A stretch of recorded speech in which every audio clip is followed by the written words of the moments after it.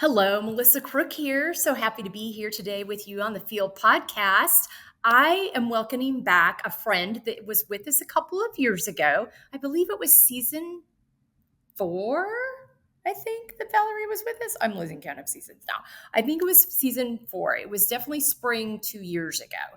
And we're bringing Valerie back because she's got some more to share with us. She has got the next iteration of what she is offering through her work in the therapeutic world and kind of her why and values into doing this and taking this next step that's really kind of been in her planning and thinking all along. So we're super excited to bring Valerie back. She had so much to offer us the first time around. You hear me quoting her all the time. And so it'll be great to bring her back and for an update and a new visit. And she's got a whole new round of wisdom to share with us today. But as we give you some ways to engage, this is how we are thinking this might be really supportive for you going into this conversation. And it's to take some time to reflect, maybe even try writing your reflections down in a notebook. Reflect upon your health, comparing where you were before and where you are now. And before might be, if you've been tracking certain things in your fitness or in your diet or blood work or just in general. It doesn't have to have any specific marker tied to it. But reflect upon that. Or what would you like to improve? And how can you identify some ways to do that? And don't miss the wins in this. So identify what is improved and as well as what you want to improve upon. Don't be too hard on yourself. Like I said, celebrate even the smallest of wins. Remember to give yourself grace as you move through your journey towards a healthier lifestyle. We hope this gives you some things to think about, not only today as you're listening to the episode, but as you're going through your week, as you're taking that time for yourself to make sure that you are treating yourself with the value that you deserve and carving out the space for you that you deserve. Take good care of yourselves and enjoy this second episode with our good friend, Valerie Rivera. We appreciate you being with us. Hello, and welcome back to the F.E.E.L Podcast this week. I've got a returning friend with us here today. And you all, if you've been listening to me at all the last couple of years, I have probably referenced some quotes from Valerie's first episode with us 2 years ago more than any other guest that I have quoted. Because she said something so important that day, many things, but one thing that really, really stuck with me that was simple, but yet complex. And we'll talk about that in a moment. But Valerie Rivera is back here with me today.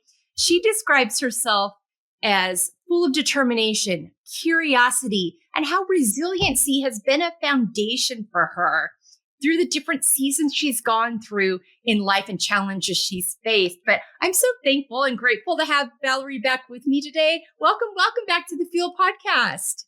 I'm so excited to be back. I remember the first time that we were doing this podcast, recording together, and as I reflect on over the years, the changes that I have endured and that I've gone through personally and professionally, it's kind of been like a roller coaster, but a good one. Yeah, absolutely. And that's I told Valerie before we started recording, I wanted to bring her back because I feel like the things we're going to talk about today and the new season that she's in is so reflective of life, especially how it came up and the things that really resonated with her, knowing that this was the next right thing for her to do and pursue. And there's just going to be a lot of reminders, I think, within it. And we're going to reflect back on what she shared with me a couple of years ago. And we're going to talk about where she is today and what she's learned since then. So we're going to visit with our old friend, but good friend, self-care to start out with first. And, when we talked about this a couple of years ago, you talked about that you ran into your clients feeling like this was selfish a lot. That is a common theme with women. It is one I feel like we're fed from a very early age, collectively. But then you also, you pointed out the things that you do to care for yourself, the haircuts, the massages, the manis and the pedis. But you also brought up some really important ones that I think are like self-care is healthcare. And that means good sleep. and Mhm. fueling your body well and enjoying your food. I mean, you're a foodie. You want to enjoy your food, and the fact that you can fuel yourself in a healthy way and enjoy that and have that be part of your journey. So what in moving your body, you mentioned that piece too. Yes, moving your body in that way. So talk to me about what you've learned since we talked about that last time and how self-care serves you today. Yeah, well, still doing it's so funny that you mentioned like the massages and the haircuts and the manis and all of those, really basic foundations for myself. Just got all of those done within the last 2 weeks. So still doing all of those things. When we think about like exercising and we think about our basic fundamentals, right? Exercising, yeah, fueling our bodies, sleeping. I have wrestled with those myself, just like as a human over the past few years, I've wrestled with them. I've kind of had like an up and down battle with how I sleep and how I nourish my body and how I move my body. And it looks really different from when I talk to you. One, it's, I'm aging, of course, right? So Mhm. there with aging comes different challenges. And most recently, I went to the doctor and I literally walked in and I said, okay, like, tell me all the disaster that is going on internally, right? And I think Yeah. that really spoke to me in regards of the different ways that I need to care for myself Mhm. than what I did for myself even 2 years ago, And I Yeah. have to be reflective of what my body is asking for and how I need to adjust or adapt to some of those ways in which my body is speaking to me. Because if I exercised in the same way I did 10 years ago, I probably wouldn't be in the same position that I am now, right? I wouldn't be listening to my body in the way that it's trying to speak to me. So it's been a challenge, it definitely has, but it doesn't mean that I have stepped away from some of those things for myself. Mm. I love the adjustment piece. I think this is a really important piece. And I had to do the same thing too. I was like, I got to 45 and all of a sudden my metabolism crashed and all of a sudden my body was responding differently to foods than it had before. Yeah. And I was like, what is happening here? Now, I will tell you, up to that point, for me personally, I had always moved my body well. I was an avid runner. Moving my body was a very important part of my self-care. Because of that, I was able to, for a lot of years, kind of get away with eating whatever I wanted to. And then I could just run it off later or add an extra mile or do something. And all of a sudden at 45, my body's like, no, no, no, we don't work that way Can't do anymore. that anymore. We cannot do that anymore. But it forced me to really stop. And you said something so important. Pay attention. Pay attention to those body's cues. Something's out of alignment. We need to make an adjustment. Doesn't mean we abandon practices, but we need to change them and meet our bodies where they are today. So thank you so much for addressing that. What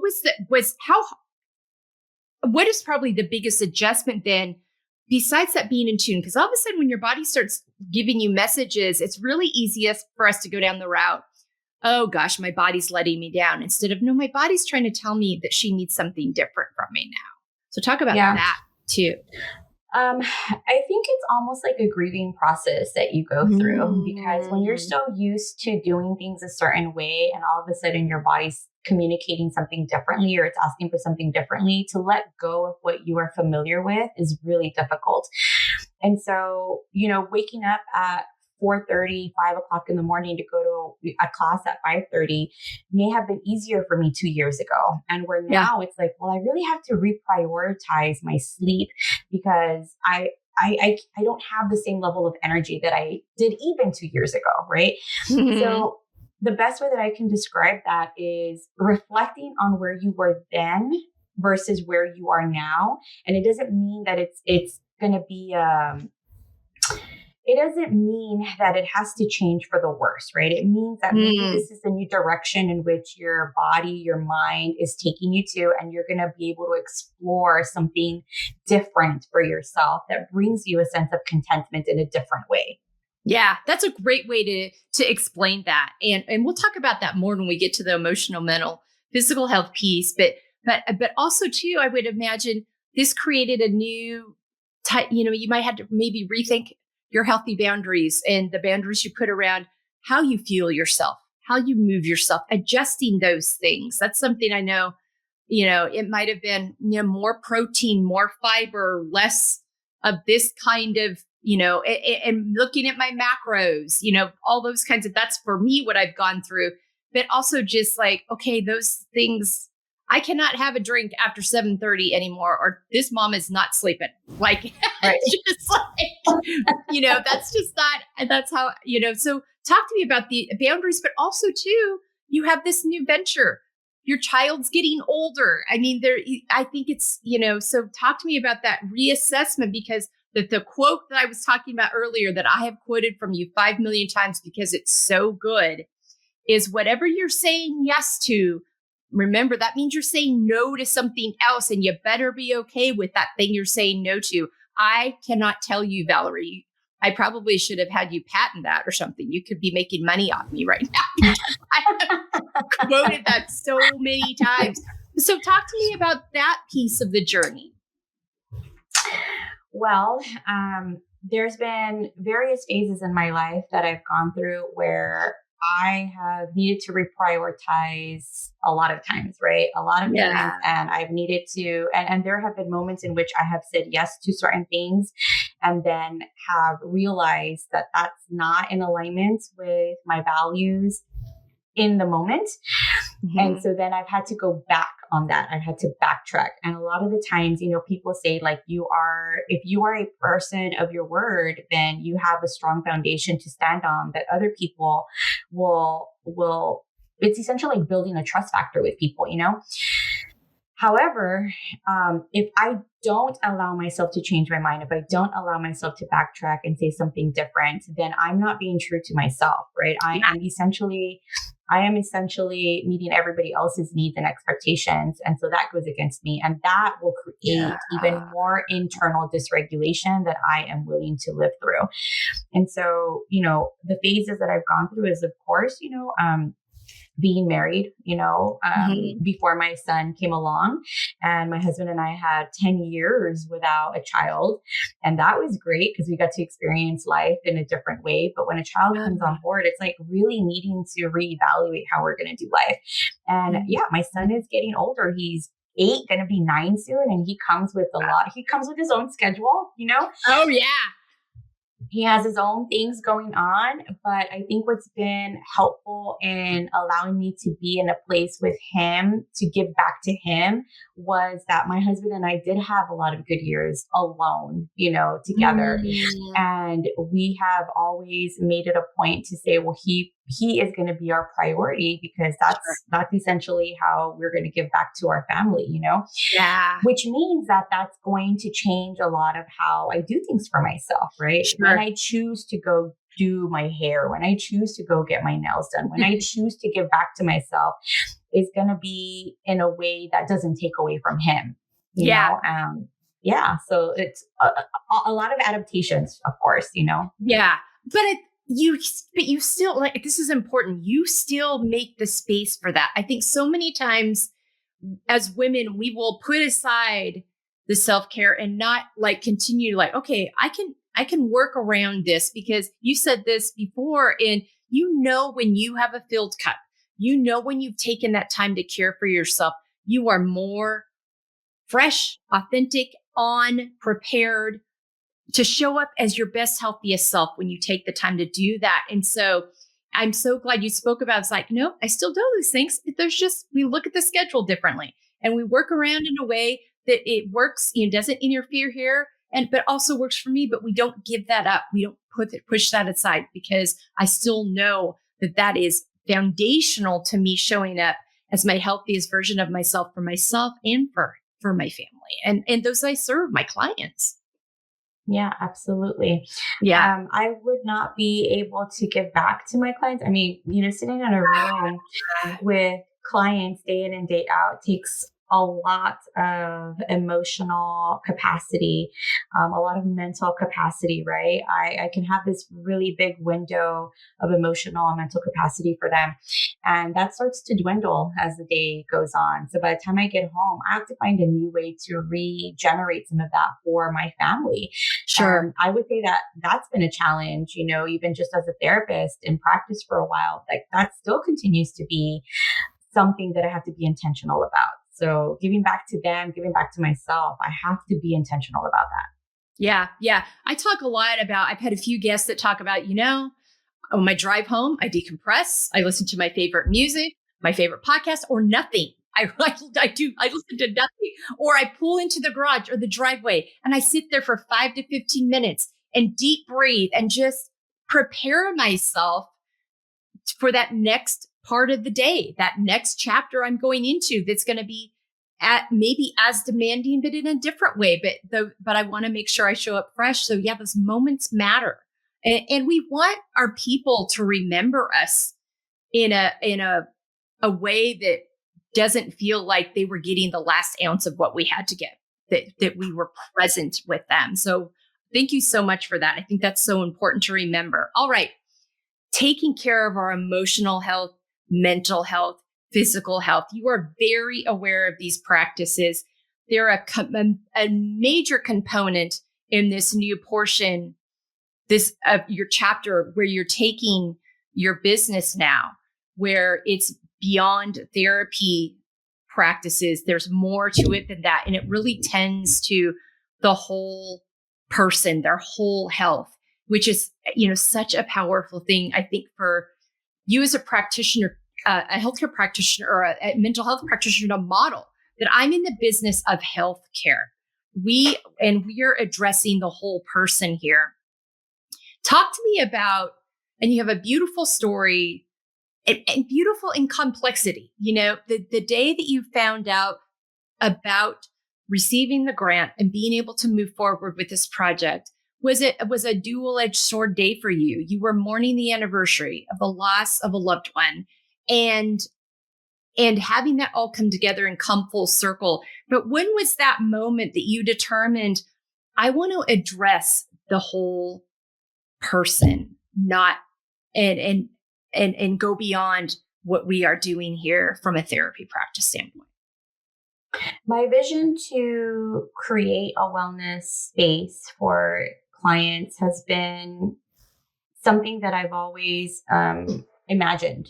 I have this notebook that I always reflect on. I refer to every now and then, and this notebook was dated back in 2017. So this is when I still had my full-time job at one of the local universities, and in that notebook, I started writing down all my ideas, right? Mind, body, wellness, how to connect the mind, the emotional aspect of it with the physical aspect of it. And so this has been something that I've imagined for myself and for the community since 2017, right? Wow. And it's just taken this long to be able to actually put that into fruition. Now, when I started my private practice, I was still working full-time for the local university. And it was through that, working part-time in my private practice, that it took probably a good 3 years to even leave my full-time job, because there was a lot of insecurities. There was a lot of fear surrounding that. And then finally I just said, okay, like, I think I'm good. I think I can do it on my own. And, most recently, there was an opportunity within my community to apply for a grant that allowed the expansion of your current business. And I said, well, I'm gonna do it with the help of the local small business administration here in my community. They kind of helped me create a good business plan, and I applied, and I was one of 10 or one of 15 people that received the grant. Wow. And so, yeah, that happened. I applied for it back in October of 2024. And I remember calling in November, because they said probably around November you'll find out. I called in November and they're like, no, the holidays. So then I called in December and no, not yet. And they said sometime in January. And as you mentioned, my father passed away in January of 2024, unexpectedly. So that was, the grieving process has been year long, just ongoing. And that day of his anniversary, I didn't think I was going to have like the big emotional reactions that I did. Thankfully, I did not have any clients scheduled that day. It was on a Friday, and I normally don't see clients on Fridays. So I got to spend it at home. But I woke up and I was just like crying and crying. I was like, oh my gosh, okay, this is like still part of the grieving process, right? Yeah. And around noontime, I remember I received a notification and it said, the tagline or the subject line was from like congratulations or something. So when I opened it up, I'm literally crying as I'm opening this email. And it was, congratulations. You have been one of the candidates that has been selected to receive this $15,000 grant to pursue the expansion of your business. And in that moment, I thought, okay, this has to be right. Like I believe that the universe works in mysterious ways. I believe that the universe sends us signs and signals. And I just truly believe that this was part of my father's presence to say, like, even though I'm not there with you, you are still able to continue to pursue the different dreams and the different aspirations that you have. And so I'm proud of you. Congratulations, and move onward. Wow. I love that. And I think that is such a classic example of the nuance of life. You're in this moment of grief. You're waking up and it's hitting you a little unexpectedly because, and I have more to say about that in a minute, because I think you come from a very different lens, having the therapist background and knowing, how the mind works and and emotions work, but also then being in it yourself personally. And it's like, grief is a tricky sister. I mean, she shows up in unexpected ways at unexpected times, and you might think you've moved forward in a way. And I've learned that it's just, you learn to live with it. You don't get over it. And we, in 2023, we lost both my in-laws within a 5-month period. And one was more expected. The other one was not. And so it hit my poor husband and daughters, and not to mention me. I was close with him too, like a truck. I mean, it was just, and so learning, so that's a whole process when going through that, moving through your life in a way and still giving that room to do what it needs to do. But then to have this thing that you have been in pursuit of and have been writing about and thinking about and dreaming about come together in that day. That is life. That is the nuance of life, that you can have grief and joy and contentment and peace and unexpected, all in the same period of time. And I thought that was like, wow, that was just such an example. And when you shared it in your newsletter, that's when I reached out to you immediately. I'm like, oh my gosh, we got to talk about this. Come back and talk to me, because again, I love that. But also for you too, if you don't mind, talk to me about that grief piece. Did it help having the therapy background to know how to walk it out? Or was there even things within it that was like, dang, this is really not what I expected, or more challenging than I anticipated? I think doing this work is helpful. Sure. I think that I can know things, but when you experience it for yourself, it's a different story. My father is the first person that I've lost that has been really close to me, that has hit me as hard as it has, Right. I did lose my mother when I was a child, but that just didn't hit the same way. I was a child and it was very different, about 7 years old or so. And so I think having the background helps. I think going through the process, though, I had to continuously remind myself that this is part of the grieving process. Yeah. And not only that, but holding space for myself while also holding space for my clients that are going through similar things. Yes. That was also hard, right? Because it's one thing when you have to really hold space for them, but when you have to compartmentalize your own stuff, your own personal journey, that was difficult. I had some really difficult situations in which I had to remind myself that it's okay to feel what I'm feeling, and that I too am human and going through similar situations, while not projecting my own hurt into my client space. Yeah. It's like a lot of moving pieces. It's like, okay, like how much can I share? How much can I, and why am I sharing? If I ever shared like, yeah, like a Me Too kind of situation, I can personally understand what you're going through. How much of that was for them versus for me? And I Yeah. had to be really, really clear about that for myself and my clients. Yeah. That was is that capacity piece. And, where's my capacity? Do I need talk about seasons? Sometimes, do I need to make adjustments? Can I take as many clients a day right now before my capacity is different, and being, just being open and, willing with yourself to be like, I'm going to have to give myself time here. And I think that, I use the example because you do have a job that you've got to be very mindful of emotional and mental capacity because of the kinds of things you're hearing from people. But that's true, I think, across the board, whenever we're going through grief, is really minding and managing ourselves in a way is like, I'm going to need to give myself a little more grace and space this time. Grief is always something people like, oh, I don't want to talk about grief, but it's like, yeah, we got to talk about it. It's a part of life. And having tools and resources and just mindfulness for yourself as you're walking it out, and what you can show up in as well as possible within those moments is such an important piece of it. Yeah, and you just never know, right? As you're going through grief, you just never know how it's going to hit you, when it's going to hit you. And, you mentioned taking time or how many clients and what level of capacity I'm in. I took 2 weeks off, and I probably should have taken more time off. When I did come back, though, I took limited amount of clients in because I just wanted to kind of get back into the groove of things. I would say it probably took me a good month to get back into a level of sustainability, that was reflective of the way I was working before my father passed. Sure. But it was difficult, it's even reflective in like my reports. When I look at the month of January, the month of February, it's like, okay, maybe the amount of work that I did isn't what shows for 2024, but I also have to remind myself, wait, you are not in the same mental and emotional space that you were in 2024 during that time, right?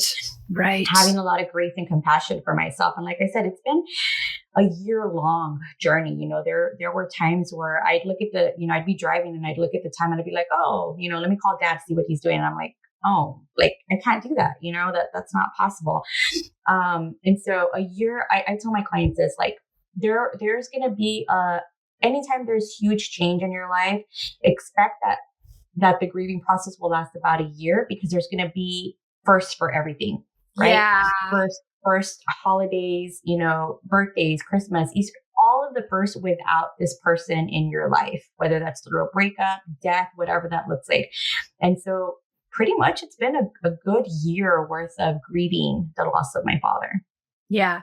Yeah. I think that's such a good point of getting through those first. And then all of a sudden, we found that when we got to the second year, it didn't necessarily hit us in the moment like it did the year before. Like we recognized it was coming. We even said a week out, oh, this second anniversary is coming. And then it was 2 days after the anniversary. I'm like, oh, that happened. And different ones of us in the family had different ways of honoring that. But yeah, I think just giving yourself that grace and that patience and the time. And also too, I think when you go through something that it does create a different level of empathy when you're dealing with people that are walking through it their first time. You have a different level. You might have a better insight. What you as a therapist, obviously, but just in life, when we have friends and coworkers and other people, it's like, I'm going to give them a little more grace and space right now, or be mindful of ways that maybe I can support them, because I've been there and I know that this can be difficult and tricky and unpredictable. So thank you for being willing to share on that, because I think it's an important topic that is part of life. But again, people get, because it's tough, or we're a little more cringy about, talking about, but it's such an important part of our mental, emotional, physical health journey. All right. How we can support ourselves and other women in living unapologetically. You really do this well just by the way you live. And there was a couple of examples you shared the last time we were together, and you talked a lot about being your own cheerleader, not being afraid to celebrate your wins, But you also talked about the importance of, the time that you mentioned another woman's name to someone that would be a good fit. I think it was for an article. And she was so appreciative of the fact that you're like, thank you for mentioning my name in a room of possibilities and opportunities. I really appreciate that. So you have a really good grasp on both celebrate your wins, celebrate yourself. Don't be afraid to be your own cheerleader, and also be others as well. Talk to me about, kind of where that birthed from, and if you learned anything since we talked last about that piece. Yeah. As you're talking about that today, I actually went to a luncheon. It's an organization for women in business that speak about championing other women, right? And I took a picture with one of them that I met through this organization, and the caption that I put was, "She's a girl's girl." And I kind of sat back and I thought about, like, what does that really mean though? She's a girl's girl, right? And it means like she champions for other women. She is a support for other women. She will say your name in a room full of opportunities so that you can excel, so that she's been like a nice cheerleader to have in my corner. But if I will be really vulnerable and transparent right now, that was not always me. I had to learn how to do that. That came, that was not always me, because it came from a place of insecurity from my own childhood experiences. I had to learn how, and even still, right? Like even till this day, sometimes I get a little insecure around other women that have big personalities or that are doing really big things. Because it says something about me and how I tend to shrink into myself every now and then, right? So I've had to learn how to do that by surrounding myself with women that have supported me through the process. And if I really look to the corner of all of my friends, all of my cheerleaders, those are the people that I needed to help me get to a place in where I'm at mentally and emotionally. Yeah.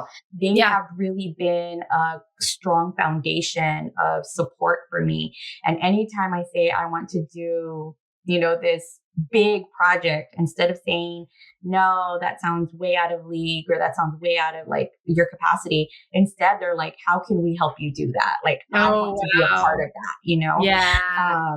And so I think I am thankful to have come across a lot of these women that are in my corner, because they've taught me how to champion for other women, how to be a girl's girl, and that's not always, I have to be transparent. That's not always. My insecurities tend to get the best of me sometimes, and they show up, and I have to think about how I'm going to work through those insecurities, because it's not about them. It's about me. Yeah. Yes. That. And I think always remembering that it comes back to us. And if something angsty is coming up in us, it's like, all right, what needs to be addressed here? What needs to be impacted a little bit, but also too, I think the importance of surrounding yourselves with women that are for you, with women that have your back, that you feel safe with. But they're also going to challenge you, because that if you're getting a little too comfortable, or they're going to, be your biggest supporter, but also I think you've got more in you than that, or I think you've got this capability that maybe you're not seeing in yourself.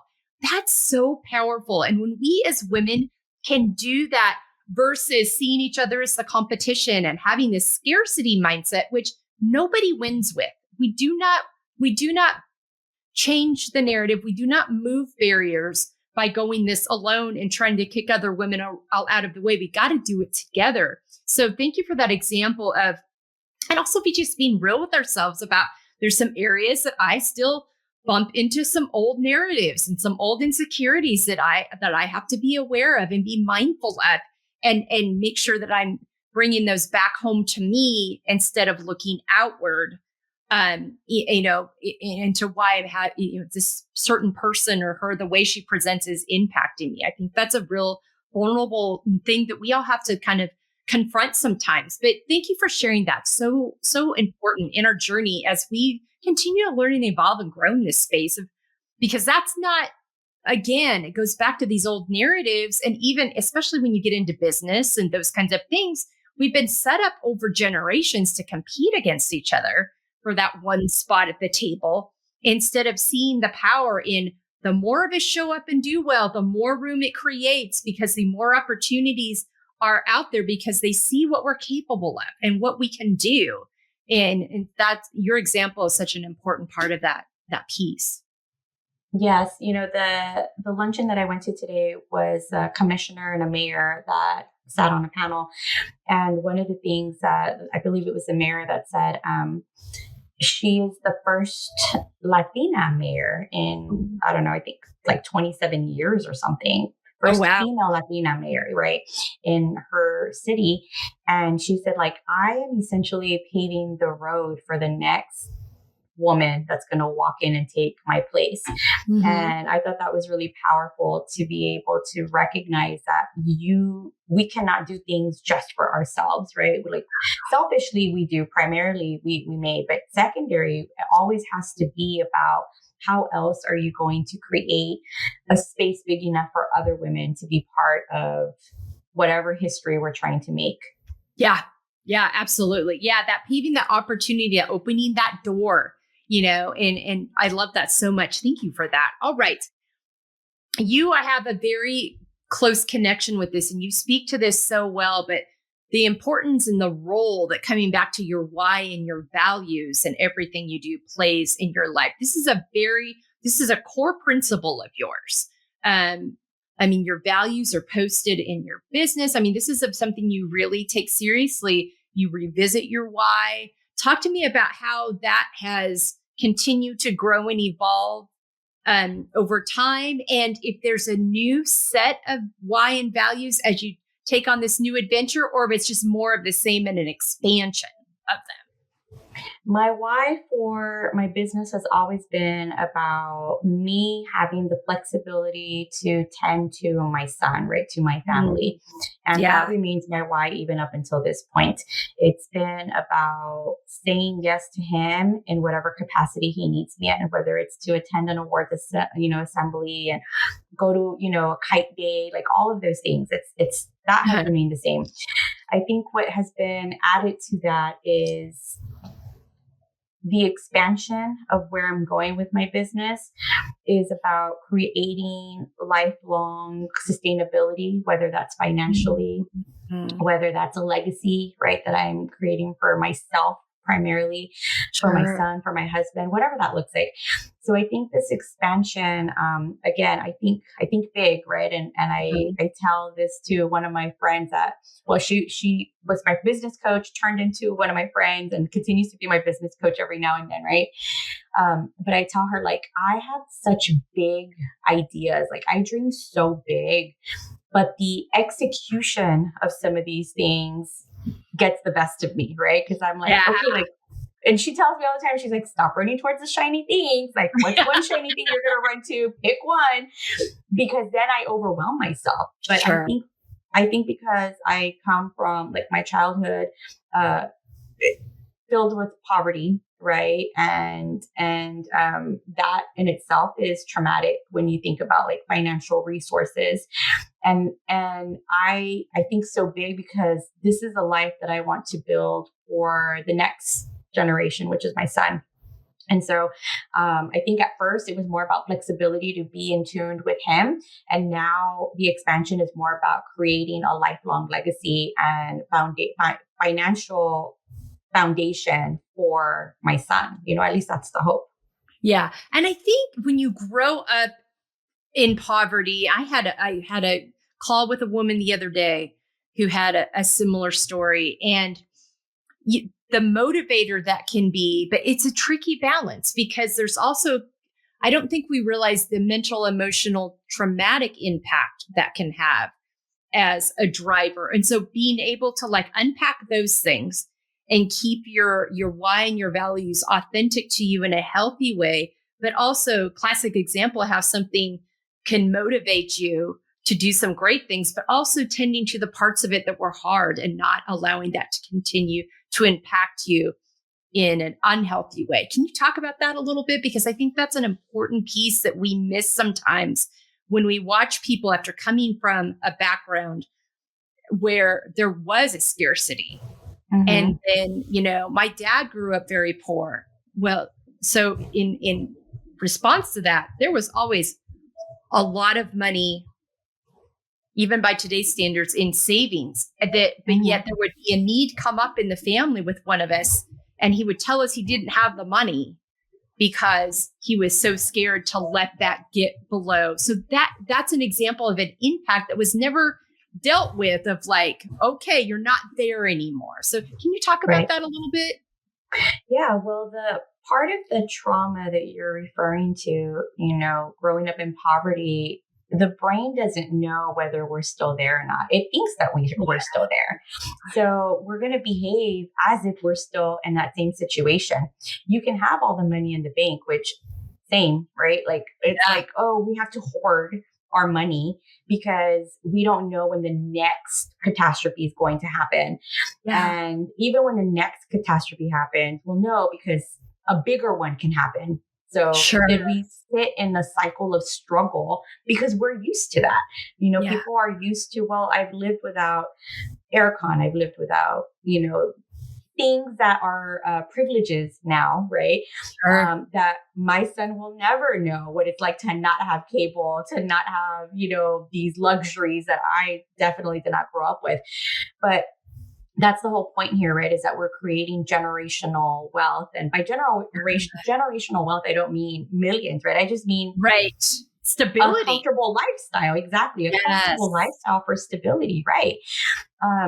And so when we think about like the scarcity mindset, it's because the brain has not processed the difference between then and now. It still believes that then is still happening or that then can still come up.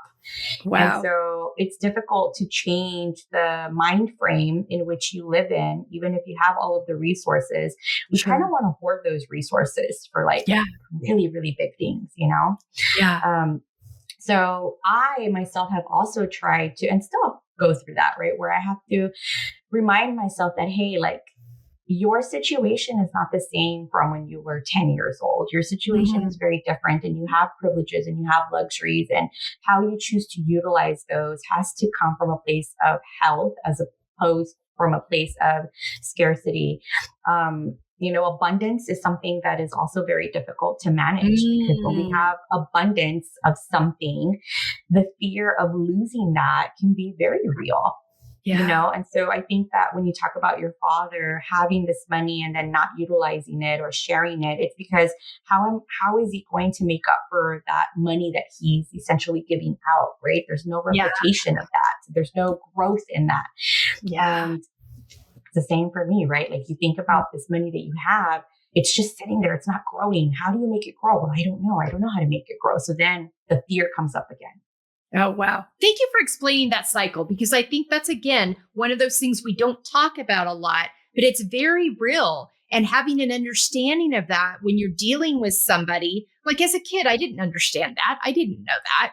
But, as you get older and you start understanding people's stories more in the backgrounds, and, oh, that's the impact. That's why that makes sense.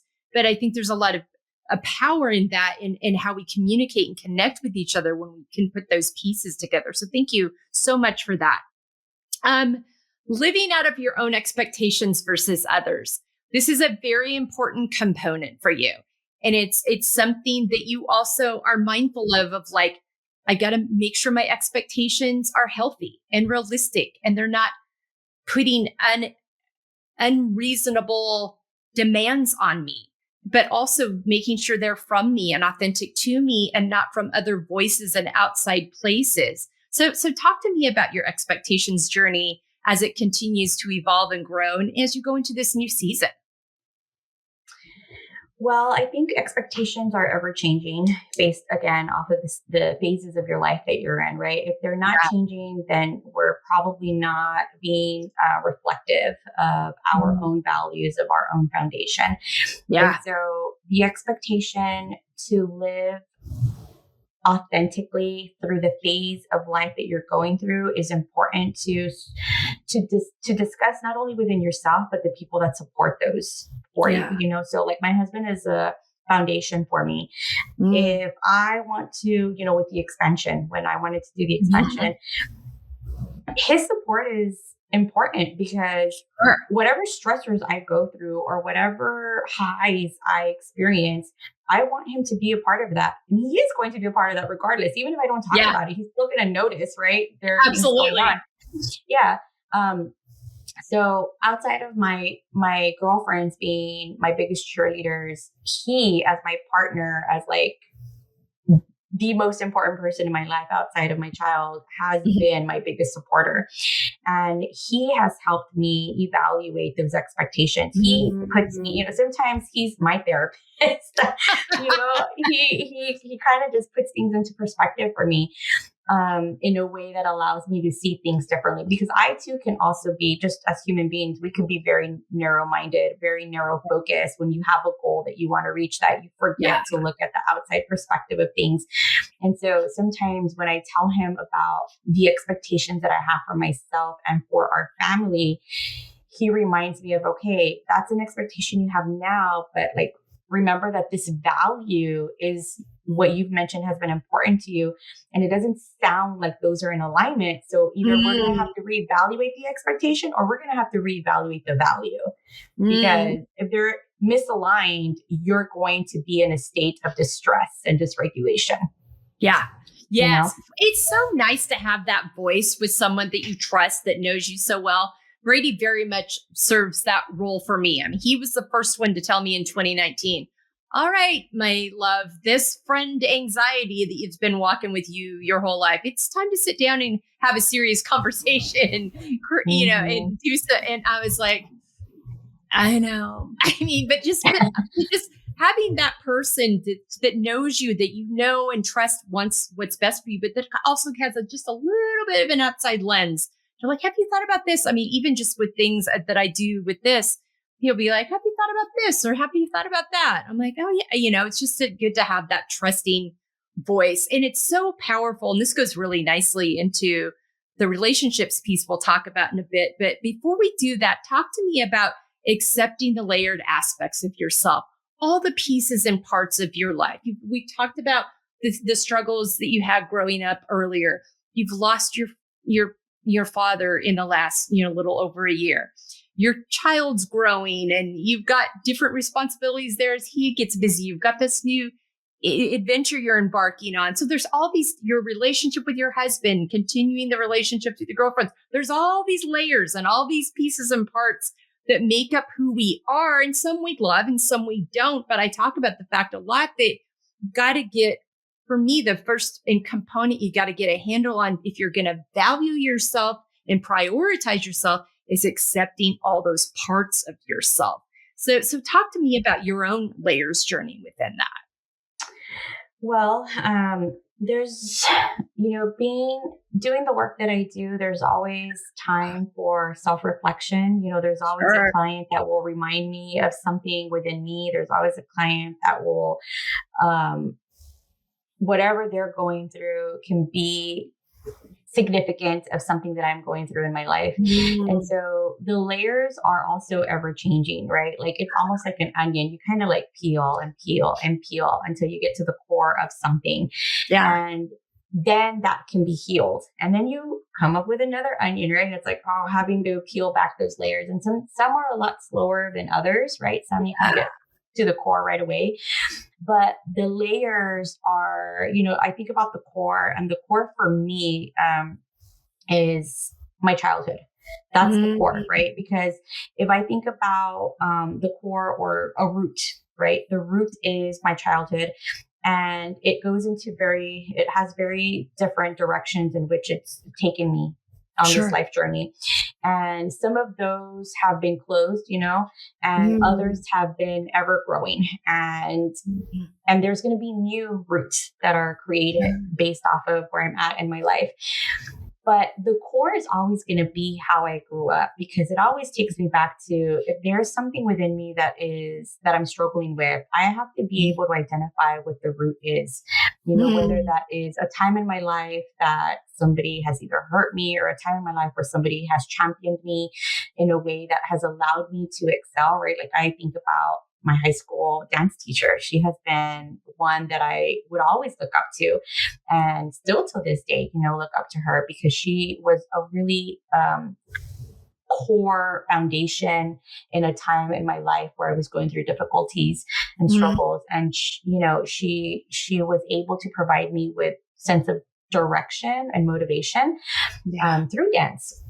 And so the layers will continuously be piled on. It's whether you decide to heal some of those layers that are wounded, or if you decide to acknowledge the layers that have provided you with growth.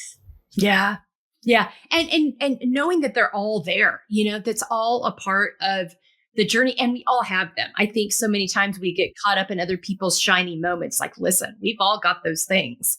And it's just, and it's having that, and you talk about curiosity being one of your character traits. That's where the curiosity piece really comes in handy because it allows you to be curious rather than judgmental. And that creates so much more opportunity for empathy and healing in those spaces. Thank you so much for that. So good. All right.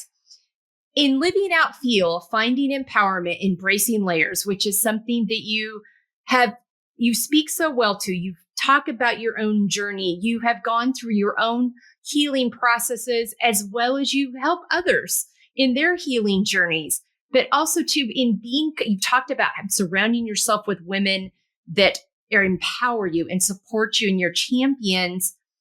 That really allows you through that. You've really learned how to show up as your most authentic self and really valuing that piece and prioritizing your wellness. Talk to me about how that's not only impacted your relationship with yourself as you've grown and recognized insecurities and grown and healed beyond those points, but also your relationship with other people. Yeah. Well, I think in order to have really healthy relationships with people, you have to learn how to have a healthy relationship with yourself. Otherwise, we become dependent on their validation. We become dependent on their reassurance, right? And again, in full transparency and vulnerability here, that was me. I was anxiously attached growing up, probably due to the fact of losing my mother at a very young age and not, just all of these different things that I experienced. And so I, at the time, didn't know what that meant, anxiously attached. I thought that was part of the norm. I thought that me feeling the way that I felt internally was part of the norm, part of the pain process that I needed to go through. Sure. It wasn't until I became an adult and probably a little later on in my 20s where I realized this is not the way to live, right? Like I should not feel anxious in new relationships with friends. I should not feel insecure in relationships with people at the workplace. And so there's something going on within me that has not been healed.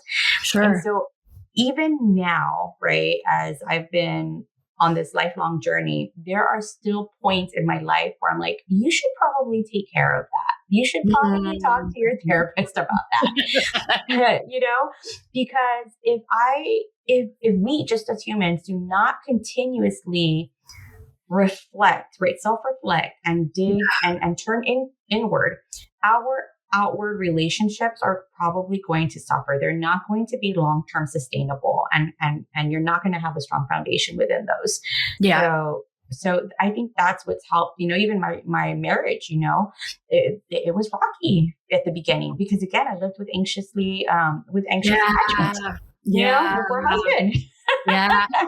And when you're putting that kind of pressure on someone else to fill a hole that they weren't designed to fill, that's really, and trying to identify that can be really challenging.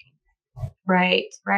So in healing, those things, then it's allowed me to feel confident and secure and have a healthy attachment with myself. Sure. Then in turn, I can turn around and give, 100% of myself to other relationships, and again, in full transparency, it doesn't mean that it happens all the time. There are times in which sometimes people do or say things and I'm like, that feels really, really ugly to me. And so then I have to think about, is this a person that I'm willing to continue to build a relationship with, or is this a person that I need to put stronger boundaries with? Because even if they're triggering something within me, that means that I have to reflect on what that means to me and our friendship or relationship. Yeah. That not making sure you're not continually putting yourself in the line of fire with someone who's bringing something up within you. That's not healthy. Right. That's not healthy for you. So I think that, it's that awareness of like, yes, I can do my own work, but also it's important to realize how people are impacting you. Pay attention to your nervous system. Does your chest start tightening up? Do you start sweating or feeling uncomfortable? Does your stomach get queasy when when you're in the company of certain people or spaces? Pay attention to that and decide if like, maybe that's a clue that I need to think differently about how I approach that relationship and the boundaries I have around it for my own well-being. Yeah, exactly. Sometimes people think like, oh, I should just kind of let them do the things that they want to do and let them, manipulate situations because it's about them, not about me. But if you continuously put yourself in those situations, then you are really saying, again, no to yourself, right? You're not listening to yourself. And some of that can also be part of people-pleasing tendencies. You know, the idea that we just have to let people, yes, you can let people, but that doesn't mean you have to surround yourself with those people, right? You have to make decisions for yourself. Yeah, absolutely. Thank you so much for that. So good. All right. We're down to the rapid fire. Name 5 activities that nourish you. Ooh, okay. Let me count these. So 5 activities. One is spending time with my son at his baseball games. Love doing that. Look forward to that. Another one is spending time as a whole with my husband and my son. Another one is really giving back to myself. We talked about those basic fundamentals, just taking care of my overall physical well-being. Another one is doing nothing at the end of the day, just being it once like my son goes to sleep and I can just lay in bed and watch nothingness. If that makes sense. That nourishes me. And probably I would have to say the last one would be, I'm just going to say food, like that nourishing my body with wholesome food. Yeah, I love that. All right. Yeah. And 5 words on how you want to feel the next 6 months. I want to feel fulfilled within myself and my family. I want to feel accomplished within the next few projects that I'm doing. I have a few projects coming up that take me to the end of the year. And so I want to feel accomplished within those. I want to feel loved by friends and family and primarily my husband and son, though I feel that every day, but that's a continuous cycle. I myself want to feel confident within the new phase of health, the health journey that I'm going into. Now I want to feel confident about making right decisions and choices for myself. And I also want to feel internally at peace and regulated. Those are big ones. Oh, thank you so much for that. Valerie, tell people where they can find you, follow you, and then share like all the things that this new season with the business will be offering and how people can get access to those if they're in Texas. Unfortunately, this won't be available everywhere, but those of you that are in Texas, pay attention. But share that real quick. And this will all be on our resources page on embracinglayers.com as well. Yes, for sure. So you can find me on Instagram. I'm most active there at Inner Solace Therapy.